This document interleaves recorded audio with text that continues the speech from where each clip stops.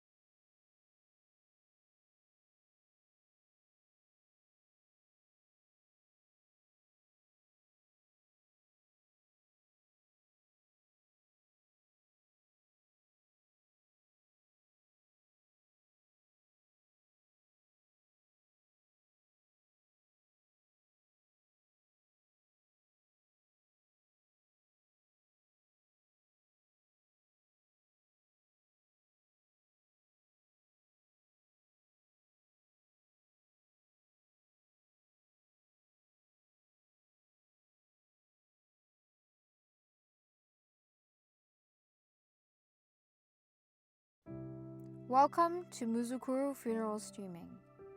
We are honored to provide you with a dignified way to be present, even from afar, to remember, reflect, and celebrate the life of a loved one.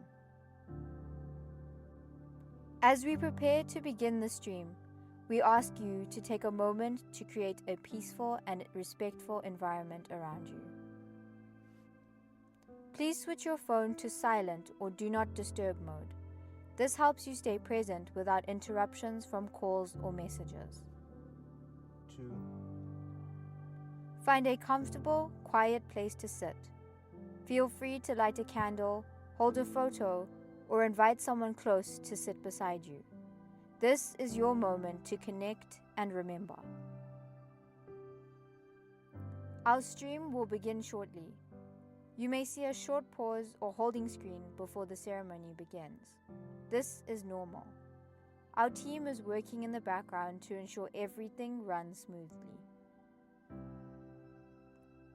During the stream, we kindly ask you to keep background noise to a minimum. If you are watching with others, please speak in hushed tones. For the best viewing experience, ensure you are connected to a stable Wi-Fi network. If the video pauses or buffers, don't worry. You can refresh the page or wait a moment as it stabilizes. This service is not just about technology. It is about presence, memory, love. Whether you're in the next room or another country, your presence here matters. Thank you for trusting Muzukuru Funeral Streaming. We are with you.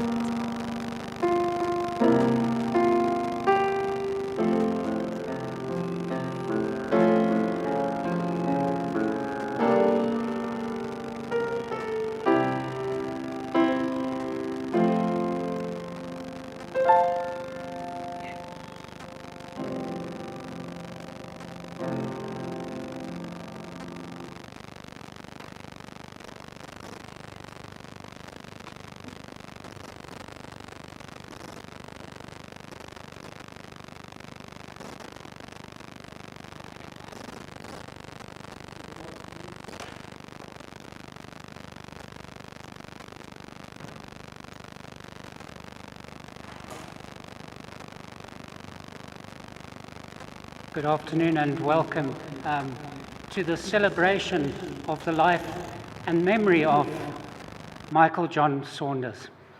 I'd like to just welcome you all here this afternoon and just share in the memory of Mike, who was such a humble and carefree man that I'm sure he touched a lot of our lives.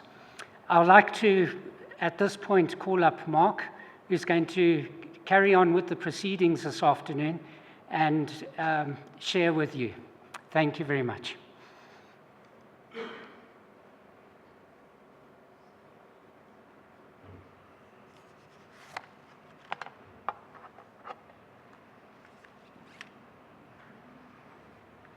Thank you, Peter.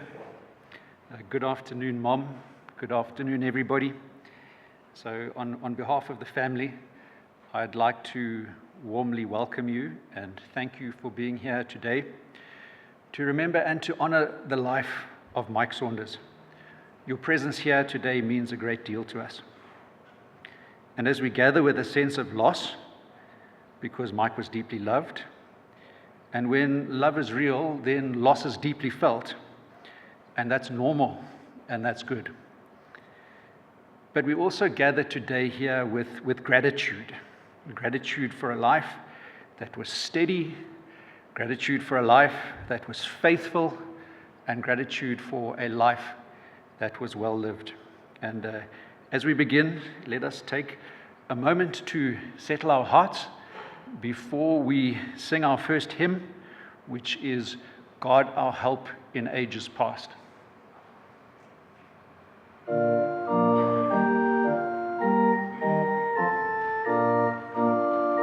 Stand.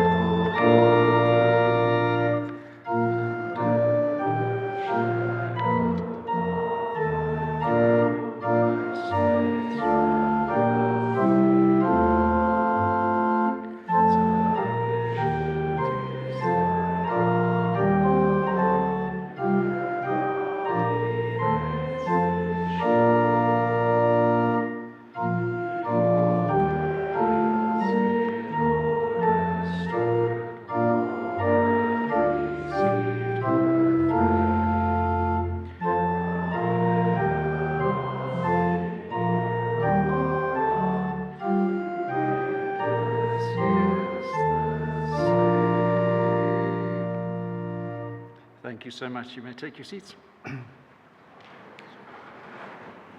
There are people joining us online as well, so we want to welcome them, particularly Pam, who's in America right now and is not able to come, and Ian, my dad's brother, who is not able to come. He is in South Africa, so we welcome Ian and Pam joining us online as well. So we're here today to give tributes, really. Tributes to a man whom many of us knew. Tributes to a man who many of us loved. Tribute to a man who was unique in many ways.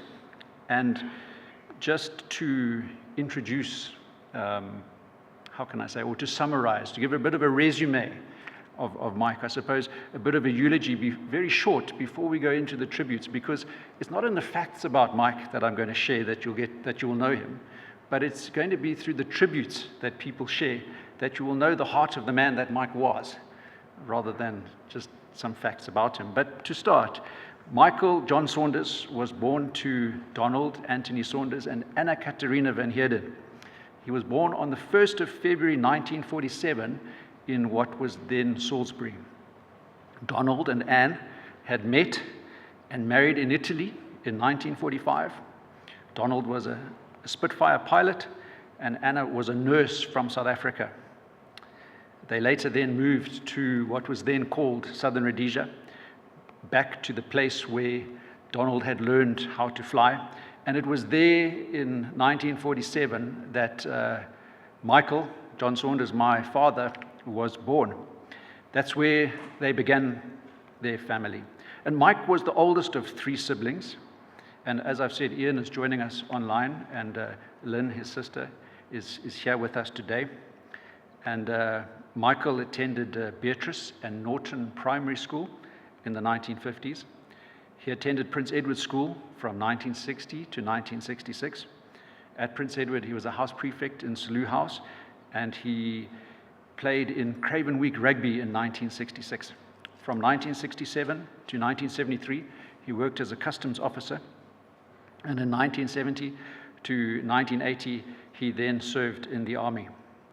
On the 22nd of June 1974, Mike married Robbie, who was his wife of nearly 52 years. And they together had 3 children, Mark, myself, Debbie, my sister, and Pam, who's not able to be with us today. And together, between us, we have 6 kids, between the 3 of us, who are the 6 grandchildren of my mom and dad. Mike worked at Manica Freight Services for many years. He was recognized for his 10, 15, 20, and 25th long year service award. He left in 2006 to start Myrob's Investments, and from 2006 till the day he passed away, he ran Myrob's faithfully and successfully. Some claims to fame that Dad had, 2 small ones, is he met David Attenborough, the famous David Attenborough. Dad had met him through work connected to the film industry, which he did a lot of clearing work for. And Dad was also involved in reintroducing the cheetahs to Emiri. You might have been to Emiri and seen the cheetahs. Dad was involved in reintroducing them. And on the 22nd of March 2006, after a 9-month battle with cancer, Dad passed away peacefully in his home, in his bed, with everything in order, no bad relationships, nothing unsaid, I believe, and a real testimony to a man who had lived his life well. So what we're going to do now is there are members of the family who would like to share a bit of a tribute that each one has prepared about what Mike meant to each one. And we're going to start with my mother, Robbie Saunders. If she is wanting me to read it, or if she wants to read it, we'll have a go. Come, Mom.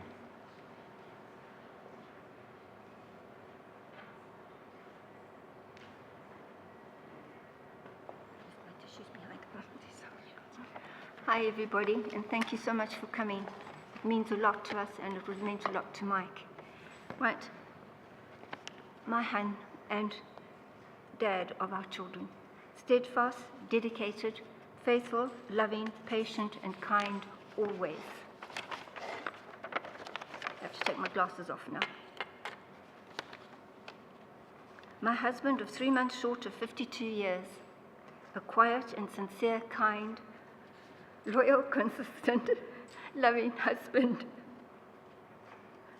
Our lives have been happy and lots of happy family times.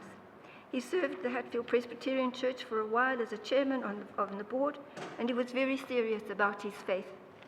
In business, Mike has been granted a giant of a man and a good friend, as testimonies have expressed. He gave us a lovely home, life, a very special grandpa. He was funny too, made us laugh a great deal, good sense of humor, and loved jokes, loved sport, rugby being his passion. He enjoyed keeping fit. Mike raised me up from a teenager to wife, mother, business partner, and granny. I was a young wife, and I was so proud to be Mrs. Saunders. I could not imagine it could get better. I was wrong. It did. 52 years of being loved and being together. A wonderful gift, and even more proud and grateful for being Mike's wife. My Mike was the wind under my wings. Mike always lifted me up. He has taught me to stand on mountains and overcome fears. Somehow, Mike made the fears run away and the tears go away and turn into hugs and laughter. There is a song called Still There, sung by Josh Groban, and I'm sure the composer had my Mike in mind. Mike had some really terrible things thrown his way, but no matter what, my husband was always still there. A man in a million. Till we meet again, my hon. God bless. Love you.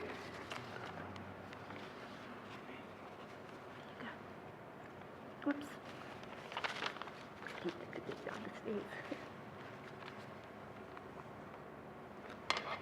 Thank you, Mom. That's very brave to come up here. I'm sure you understand and share your heart around someone that you have known and loved for more than 52 years. 57 years they knew each other. That's quite a testimony. Thank you, Mom. And next we're going to have my sister Debbie to come in to share the things about her dad that were precious to her.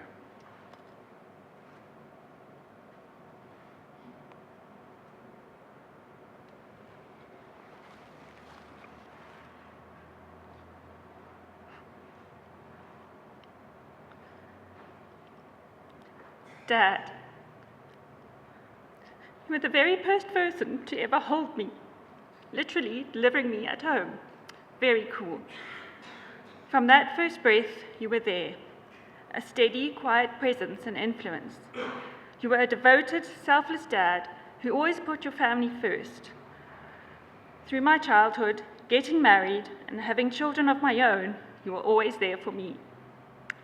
From my own school matches to the front row of Megan and Kira's sports days and ballet shows, even doing ballet as instructed by Megan and Kira, you never missed a thing. We could always call on you. Dad, you took great pride in your physical fitness, showing the discipline of a man who loved his sport and kept himself strong. In everything you did, you always gave us your best and of your best. You had a spirit to never give up, which served you well to the end of this life. You were always cheerful and considerate, with a way of making everybody feel special.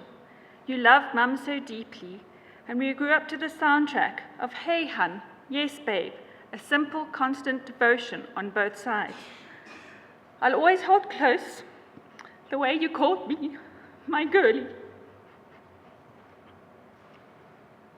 I'll miss the chats, the advice, which was sometimes, have an ice cream, it sorts most problems. You told me exactly which way to avoid the traffic, or we'd compare the night's rainfall, mill for mill. Just the simple, loving, practical comfort of your voice. It was always a genuine pleasure to cook a meal for you, to see that good smile and hear a joke or two. We'll remember you sitting with a cup of tea that had to be hot and strong, just enjoying the quiet of your beautiful garden and the company. You didn't need much to be happy, as long as we were all okay. You were our strength and our quiet constant. The final whistle has blown, and your rest is well earned. I'll keep checking the rain and finding the best way home, holding you with us in everything we do. Love and God bless.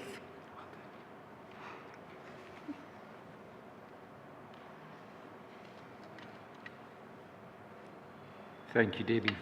What a heartfelt tribute to a dad who loved you very much. We are going to hear from Pam next. Pam, as I've said, unfortunately is not able to join us. She is in the United States of America right now and is not able to travel, but she's taken the time to prepare an audio and a visual for us, which we're going to put up on the overheads. And let's hear what Pam had to say.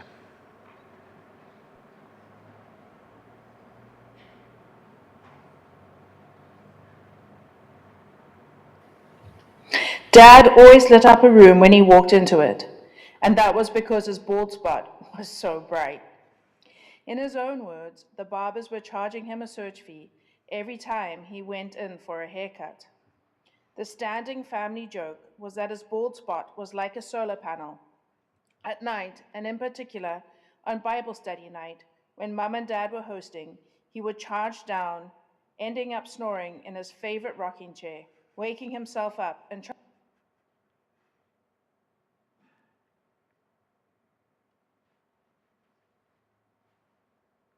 Technical difficulties. There's a little person that lives inside every computer.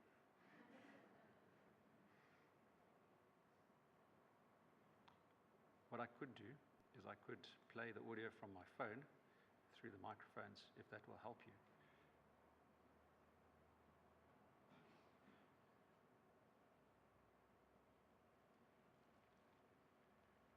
Which I can't, because it's online.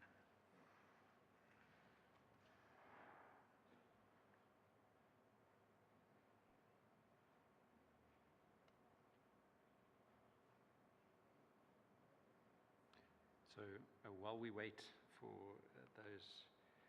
the sound team to be ready, what we're going to do next is we are going to hear from Lynn. Lynn is Mike's sister, and she has asked Debbie if Debbie will read a tribute to her brother Michael John.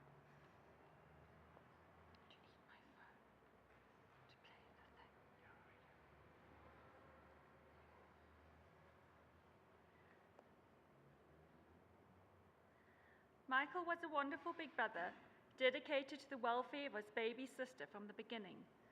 One of the earliest stories told was at Norton School, where Mike's dad taught. Story goes that one evening, when the kids, Mike, Ian, and Lynn, were asleep, the folks popped out for a quick drink with their friends, who were also teachers living at the school. Bear in mind that at that time, the boys were only about 5 and 6 years old. Well, tiny baby Lynn woke up and started crying inconsolably, so the boys decided they had to do something about this and took it upon themselves to get Lynn out of the cot.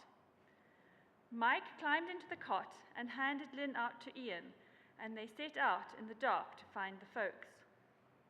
Our parents were on the way back from the drinks when they happened upon the trio, Michael in front, clutching a broom, and Ian taking up the rear guard, clutching the baby. I tell this story as it was told many times over the years, as it illustrates the amazing person that Mike was, right from the start. His whole life was dedicated to doing the right thing, and he didn't have a mean or selfish or dishonest bone in his body, and he lived his life by a strict code of ethics. Lots of anecdotes come to mind, but suffice to say, Mike was a strong and gentle man with a great sense of humor. A real gentleman who adored Robbie, his children and grandchildren, and his siblings, who all returned his love with a love of their own. Au revoir, my beloved special brother. It's supposed to be au reservoir, my beloved special brother. Thank you, Dee. Thank you, Lynn. Heartfelt messages there.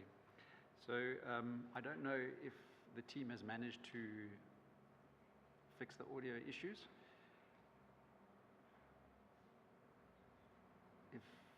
If you have, let's play Pam's message. If not, we'll continue.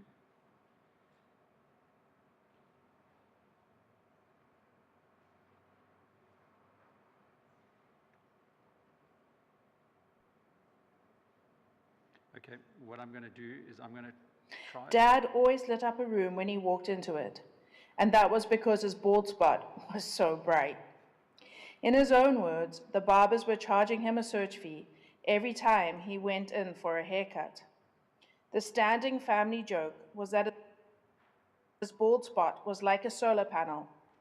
At night, and in particular on Bible study night, when Mum and Dad were hosting, he would charge down, ending up snoring in his favorite rocking chair, waking himself up and trying to pretend it never happened. He would love that this started with a joke. There was never a function too solemn for Dad to find a way to work in a joke or a pun. It was one of the ways that Mum, Dad, and I would pass the time on his final days. His sense of humor was central to who he was. I recently heard about someone putting popcorn kernels in a loved one's pockets before their cremation. I did not tell my relatives before the cremation, but when I did, everyone laughed and said, "You should have, because he would have loved it." Alongside a sense of humor, he had a naughty streak and loved hearing about good pranks. The one he was proudest of and loved to tell was when he and some friends in high school grabbed the housemaster's cat and shaved off every other stripe, somehow never managing to get caught. We all know how much Dad loved his sport. He taught us girls from a young age how to toss a rugby ball and make sure we knew how to bowl and bat. He set up athletics courses for us in the yard at 45 Winson to help us practice hurdles and prepare for Athletics Day. Many of you know the hours that Dad and I spent driving to and from squash lessons at Harare Sports Club to tournaments in Botswana, Zambia, and South Africa. Now, I was a pretty good squash player. I was ranked number 1 in my age group and won many Zimbabwean squash tournaments, but none of those were Dad's favorite. Nope. I know the exact day that Dad was proudest of me, and that was when I was 11 in grade 6. You see, the boys all used to invite me to play cricket in the cricket nets at schools because I could bat and bowl.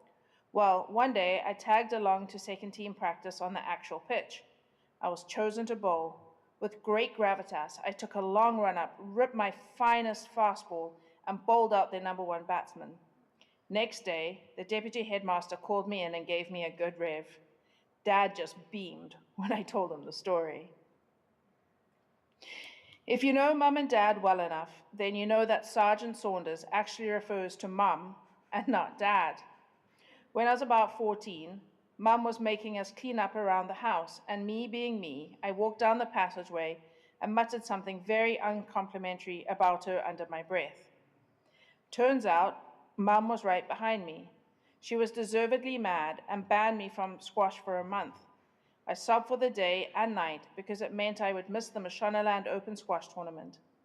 Dad was not home until later that night. The next morning, much to my relief, the ban was lifted. You see, what no one else knew is that on Sunday afternoons, when I was training at Harare Sports Club, Dad could sneak and watch all the cricket and rugby from the stairways of the courts. If he was really lucky, some of the other squash dads would be there, and they could grab a beer and watch all together. A true fan to the end. I love you, Mom, and I want you to know that if it wasn't for you, in the 26 years I've been away, there would have been no communication with him, because we all know how much he hated the phone. You made sure that all of us kids had a strong relationship with him. He was also Sergeant Saunders. It was not a loud event, but surely left you quivering. Dad was very good at keeping his vehicle's logbooks up to date. From a very young age, I understood the importance of knowing how many kilometers per liter your vehicle could get. Dad prided himself on being able to eke out the max he could, freewheeling down hills, knowing the optimum rev to change for the gear, etc., all tricks to get the best mileage. The story, as he told it, was that one day, during the fuel shortages, he actually freewheeled himself to the petrol pump as he ran out. I can validate the story. One Sunday afternoon, Dad took me to the Highland Squash courts to solo and practice. Mum had stopped by to drop off keys or something and left. A little while later, Dad saw his car drive out the parking lot and thought nothing of it because in his mind it was Mum. When we left to go home, that's when Dad realized he had watched his own car being stolen and driven out. What the thieves did not know was that he loved to keep the fuel as low as possible, and he knew that they had about 20 kilometers in the tank. The car was found near a petrol station later that day. You guessed it, in Blaffle, just in the radius. He was very content and lived in the moment, a very simple man. When he was first diagnosed with cancer, he and I started talking about the service. The first thing he said was that he was going to write something to be said about all of us children to be read at the service. His first thought was always towards us kids and Mum. Just like at 45 Winson, our 80-foot gum tree got struck by lightning and caught fire while Dad was dropping Mark off at Boys Brigade. We jumped over the fence with Mum to the neighbor's house. Dad came home, grabbed the quarter-inch hose, and started trying to spray up at the fire. I remember Mum yelling verbatim, "Michael, you bloody idiot, you don't have enough life insurance." Dad stopped spraying. The fire truck came. It ran out of water and Dad helped push start it so that it could go back for more. P.S. In true Michael form, he never got around to writing the letters, ever the chronic procrastinator. He was our best cheerleader, making us believe that we could be whatever it was that we wanted. The song by Josh Groban, Raise Me Up, was my anthem with him. If there were two other songs that embodied my dad, they are Be a Light by Thomas Rhett and Reba McEntire, and How Deep by Eliza Gillickson. He will be missed for sure, but no, he would not want us to be sad, and I believe that this poem sums it up. Do not stand by my grave and weep, I am not there. I do not sleep. I am the thousand winds that blow, I am the diamond glints in the snow. I am the sunlight on ripened grain, I am the gentle autumn rain. As you awake with morning's hush, I am the swift, up-flinging rush of quiet birds in circling flight. I am the day transcending night. Do not stand by my grave and cry, I am not there, I did not die, by Claire Harner. No matter the type of day he had, Dad walked into the house with a whistle. So here it is. Go in peace, Dad. Wonderful. Thank you, Pam. Thank you. I remember most of those stories very well, and it's true. Dad always had a cheerful whistle whenever he came in the door. Often you didn't know how he was really feeling because he just seemed so happy all the time, you know. Thank you, Pam. What we're going to do next is we're going to hear from Ian. I don't know if the team can cue up the message from Ian. Ian is Michael's brother in South Africa.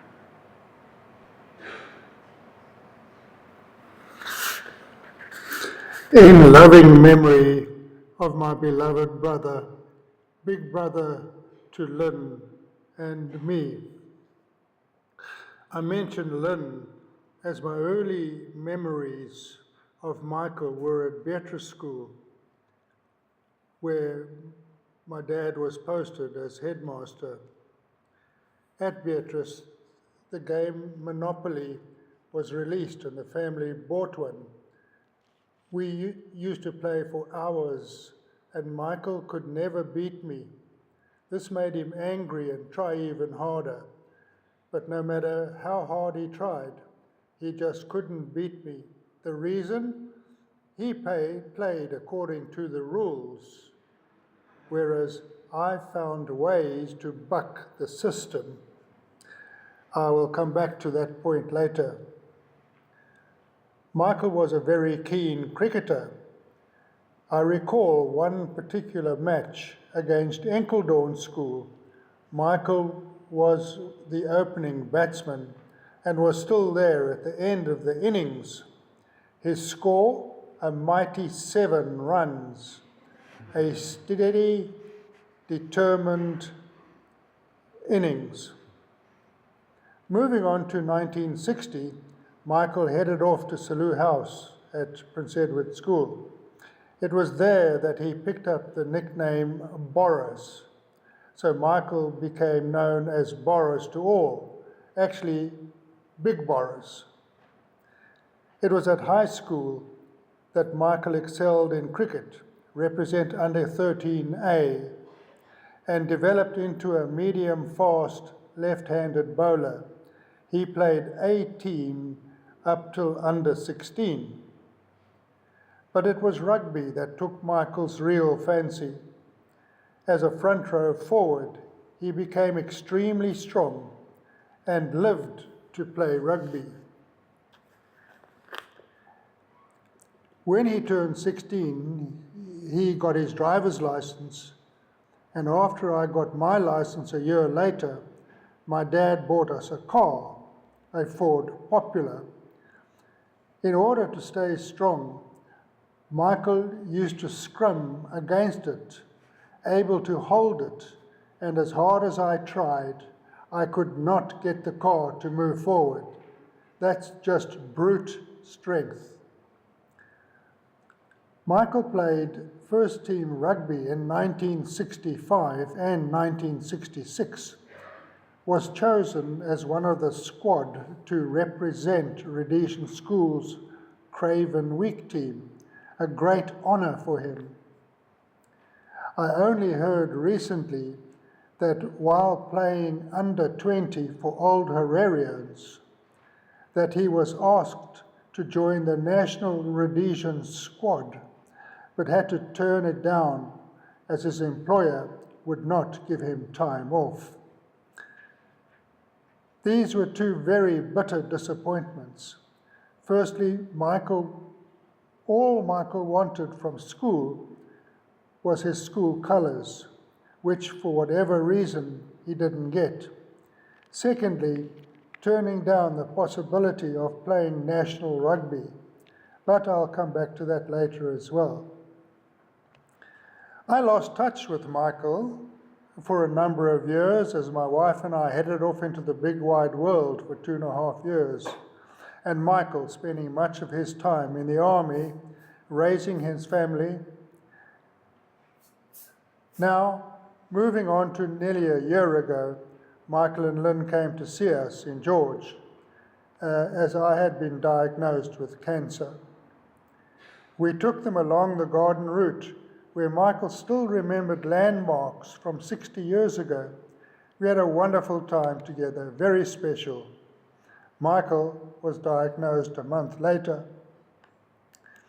There are a few reasons I mention these incidents.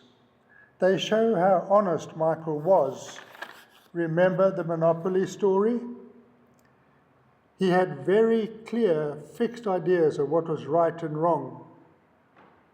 Michael developed resilience through all the tough times that he came across. He was devastated not getting school colours for rugby and not being able to train with the national squad. But he got back up and tried even harder. After marrying Robbie, who he adored up to the end, he raised 3 beautiful children, started his own business with the same quiet qualities already mentioned. He was the true gentleman in every way.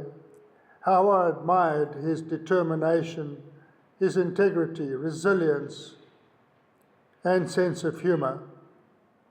We can all learn from this. Michael,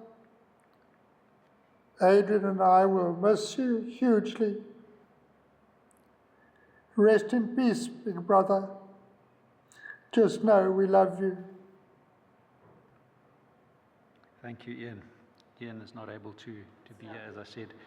He's having some health challenges. And Ian, I know that you are online. We love you. We are trusting the Lord with you. We are praying for you. And thank you so much for sharing those heartfelt words about your brother, my father. Ian asked that I read a poem in closing. And this is what the poem says. When I go, don't learn to live without me. Just learn to live with my love in a different way. And if you need to see me, close your eyes or look in your shadow when the sun shines. I'm there. Sit with me in a quiet place, and you will know that I did not leave. There is no leaving when one soul is blended with another. When I go, don't learn to live without me. Just learn to live with me. Look for me in the moments. I will be there. We love you, Michael, my big brother, my rock. Thank you, Ian.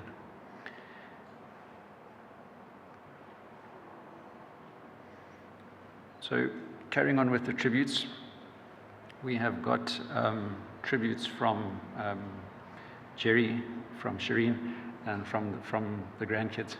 So I'll read Jerry's tribute, my brother-in-law's tribute. And this is what Jerry wrote.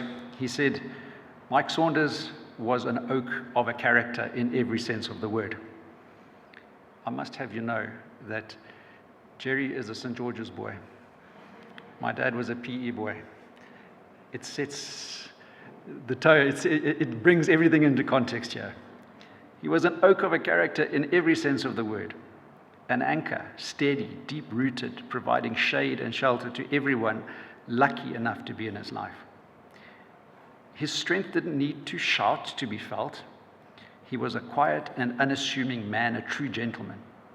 Even when Zimbabwe threw its absolute worst at him, the frustrations of the Zim dollar days and the uncertainty of times, he remained unshakable, loyal, kind, and self-sacrificing. He never lost his temper. A bit cross would be the extreme, and never a word of profanity. Mike was the master of the quiet sacrifice, family, friends, and strangers in need.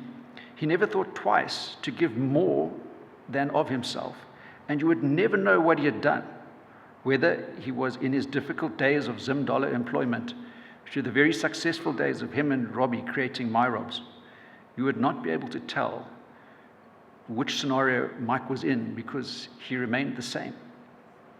As a father-in-law who loved Springbok rugby, who had never forgotten his English heritage, he chose to wear and support Ireland in the Six Nations rather than the possibility of creating a possible friction point of friction between his daughter Debbie's husband. This was just another one of his quiet sacrifices. However, the Bok and Irish banter, and of course the St. George's Prince Edward rivalry banter, was fair game. Mike, the grandfather, was so loved and such a wonderful role model for our children. Even still phoning Megan, 20 years old, when she was very stressed over a workload, studying in Ireland just 3 months ago, with all he was dealing with in his own difficult situation, he still managed to give her so much peace of mind and classic advice. Of course, we only find this out now in his passing. Mike will be severely missed. His cheeky grin, his humor, kindness, and truth in his emotions with people. He lives on in his children and grandchildren, with them all being acorns not far from the mighty oak. He may have even rubbed off some of the oak attributes on his son-in-law. Mike, enjoy the rest and look forward to meeting up. I look forward to meeting up again and catching up on the rugby and maybe a wee glass of Guinness. Jerry. Thank you, Jerry. Thank you. We appreciate you and the relationship you had with my dad and the support for my dad, for my mom, for Debbie. Thank you so much.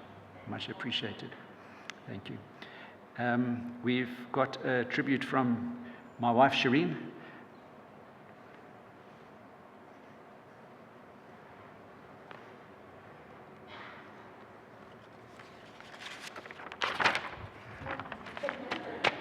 No worry, don't worry, it's just so I can see it. Okay, Mike loved his family and he loved sport. But more than that, he loved in a way that was steady and practical. He made sacrifices quietly, without drawing attention to them, and he faithfully supported Robbie even in her care for the many patients she looked after over the years. He wasn't just present, he was there consistently, supporting, encouraging, and standing alongside. Mike was an example in so many ways. He was dependable, someone you could always rely on. He was self-controlled and steady, even when things were not easy. He was patient, and he persevered through challenges without giving up. He was respectful, sincere, and tolerant, even when life brought its share of difficulties. Mike always made room for cakes and desserts, and he always loved a good joke. He lived quietly, but he lived well, and those who knew him knew they could depend on him. Keep smiling, Mike. Thank you, Bibi. Thank you so much. And then the final tributes are going to come from the grandchildren, and we're going to invite Kira and Dan.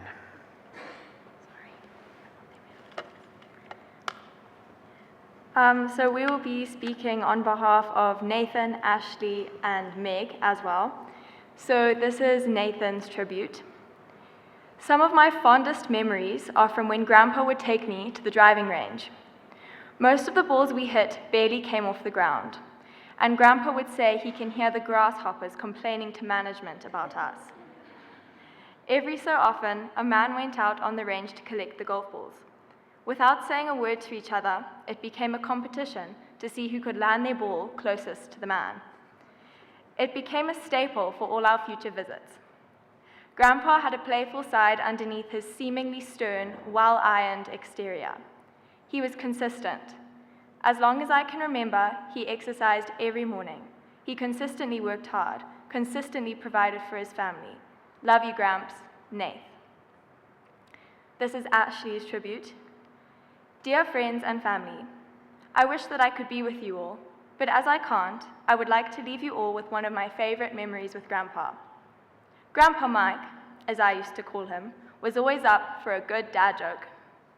Over the years, he did sometimes repeat the same ones over and over, but they were still funny each time he shared them. I distinctly remember one of his favorite ones that he loved telling me and my siblings.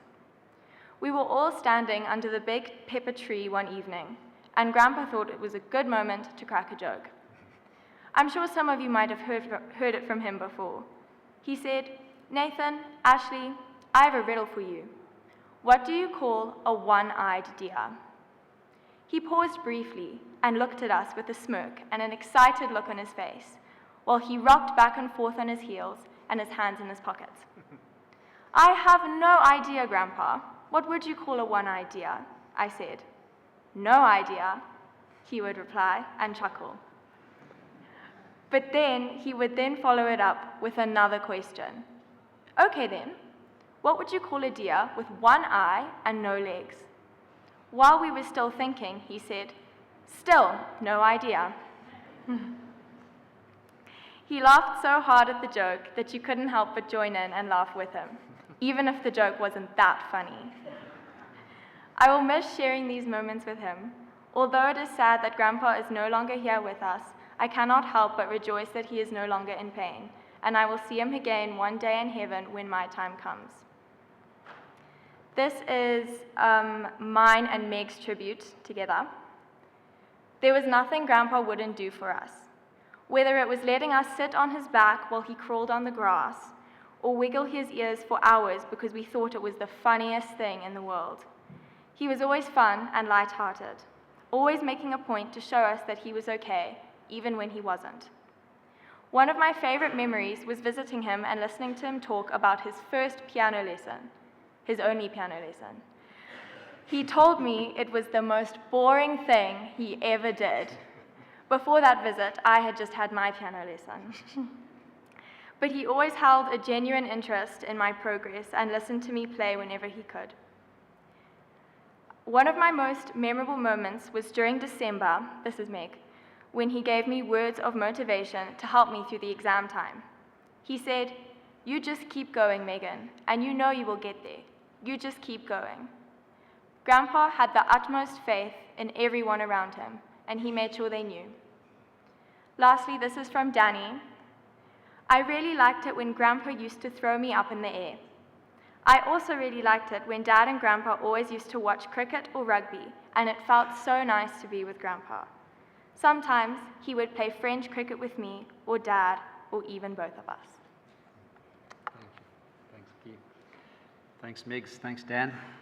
I know you loved your grandpa, and we've got so many memories to remember him through. And Safaz were wanting to share a short tribute. Oh, no, they're not here. Okay, so that's fine. Okay, let me read out a tribute that they sent. Let me find it.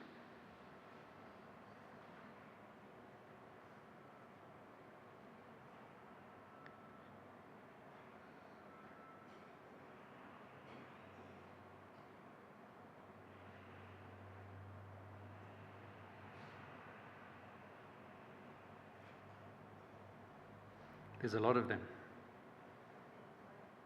A lot of tributes, I mean. Okay. This is what Safaz wrote.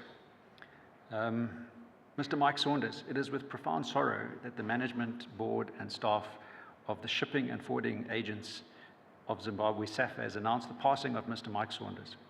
He was a consistent and consummate professional, a rare breed in the freight forwarding industry. His expertise, integrity, and unwavering commitment to excellence distinguished him as a true stalwart member of the association, but also a steadfast supporter whose contributions enriched the industry and the community he served. As Managing Director of Myrobs Investments Private Limited, Mr. Saunders exemplified leadership and dedication. His presence will be deeply missed by all who had the privilege of working with him. The Safaz management and board and staff extend their deepest condolences to Robbie Saunders, his family and colleagues during this difficult time. May they find comfort in the legacy of excellence and integrity he leaves behind. May his soul rest in peace. Thank you very much.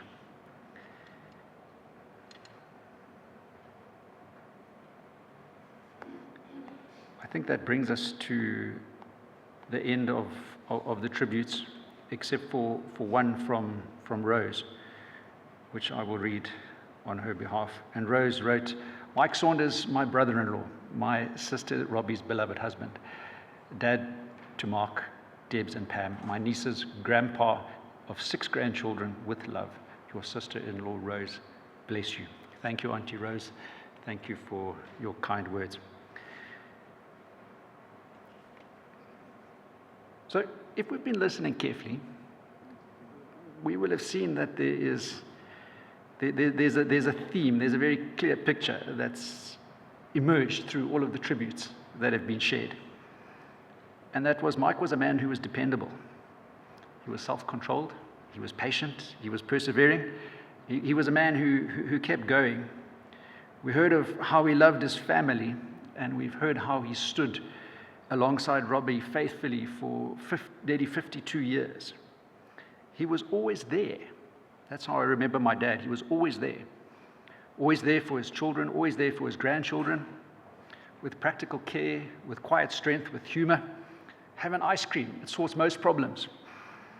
We've seen his strength, scrumming against a car, getting back up when life knocked him down, yet we've also seen his warmth, his love for jokes, his way of making people laugh, and importantly, a heart that stayed soft.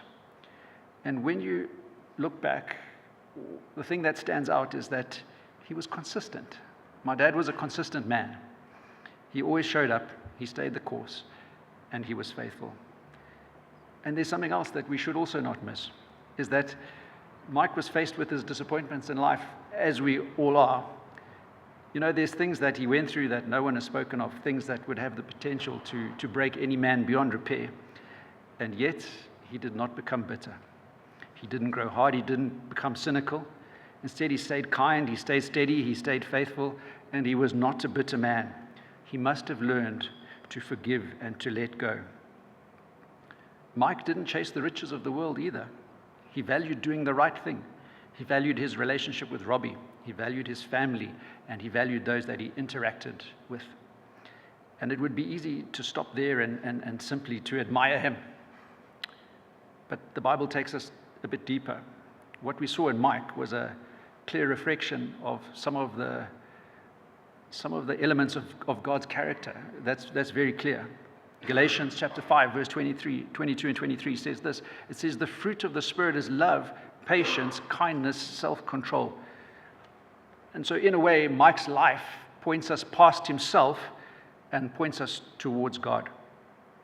Times like this make us reflect and give us an opportunity to consider our own lives. Because a memorial service is not only about remembering a life, it's also a bit about examining our own. The Bible says this in Hebrews chapter 9, verse 27. It says, people are destined to die once.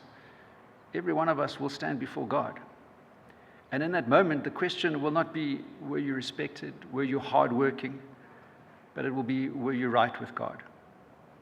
And we must be very clear here, because A life like Mike's can make us think, surely that is enough. But the Bible says the following. It says in Romans chapter 3, verse 23, it says, all have sinned and fallen short of the glory of God. And dear friends, no one stands before God on their own goodness. And this is why this matters so much. Ephesians chapter 2, verse 8 and 9. For by grace you have been saved through faith, not by works, not by effort, not by character, not by trying harder, but by grace through faith in Christ. And this brings this moment right here to each one of us.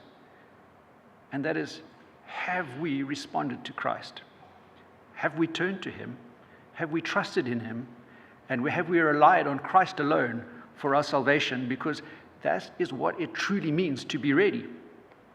2 Corinthians chapter 6, verse 2 says this, now is the day of your salvation. Not someday, but now. Remember the thief on the cross. Remember Jesus said to him, today you will be with me in paradise. No one is beyond the power of God's saving grace. There are two truths here. None of us is good enough in ourselves, and none of us is too far gone to be saved by Jesus. You see, this is a message of hope, because God has made a way. The Bible says in John chapter 3, verse 16, the Bible says that, for God so loved the world that He gave His only begotten Son, so that whoever believes in Him should not perish, but have everlasting life. In John chapter 14, verse 6, Jesus said, I am the way, I am the truth, and I am the life. Death is not the end. John chapter 11, verse 25 says, I am the resurrection and the life. And that, dear friends, is our hope today. And to Robbie, to Mom, what a beautiful testimony your life together has been. You know, nearly 52 years of faithfulness side by side, and we can all see how deeply you were loved by Dad. Dad set us a really good example of showing us what the love of a father looked like. He was good at demonstrating it. He didn't have to talk about it, but he was very good at demonstrating it. He was a great example. Mike lived faithfully. He chose faithfulness over bitterness. He chose faithfulness over the riches that the world offers. And today we are reminded that the hope of our salvation is not in our own goodness. We cannot balance our own scales, so to speak, but rather we are completely reliant on God's grace, provided through Christ, who fulfilled all the requirements of righteousness on our behalf through the cross, because we couldn't. And He opened a way for us to be reconciled to a holy Creator who loves us. And that is our faith. That is our assurance. That is our reliance. And that is our trust.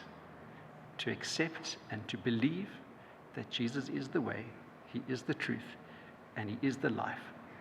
And then, dear friends, to be a living confession of that with our mouths, with our lives, with the attitudes of our hearts.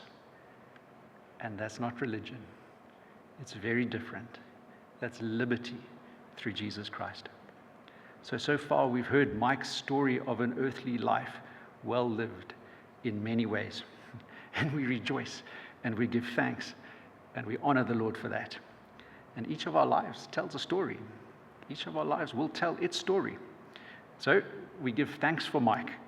And as we begin to wrap up, we honor his life.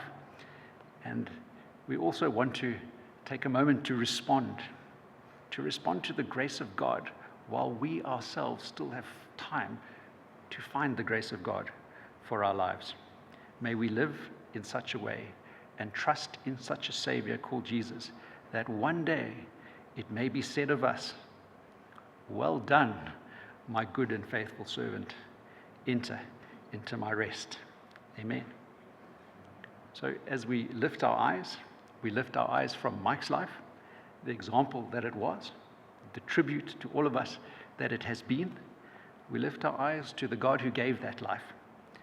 And we lift our eyes to the one who is perfectly faithful. And his name is Jesus, the author and the perfecter of our faith. And if you can, if you're able, please stand with me, and we're going to sing our final song, which is How Great Thou Art.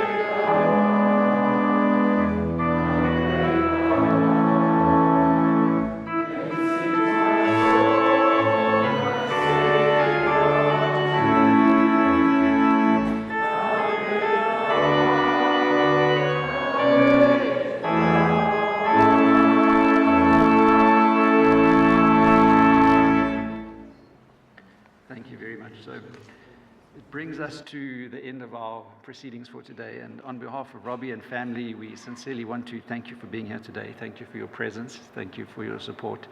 Thank you for your love in many different ways. And if you're able to, and we'd love you to stay and have a cup of tea afterwards. And so in conclusion, may the Lord bless you. May he keep you. May he make his face shine upon you and be gracious to you. May the Lord lift his countenance upon you and give you peace. And that concludes our service. Thank you very much for being with us today, in person and online. Thank you. And there's a memory table outside for people to write anything that you'd like to be remembered for Mike and for this occasion. Thank you so much. Thank you for joining us. It brings us to the end of our proceedings.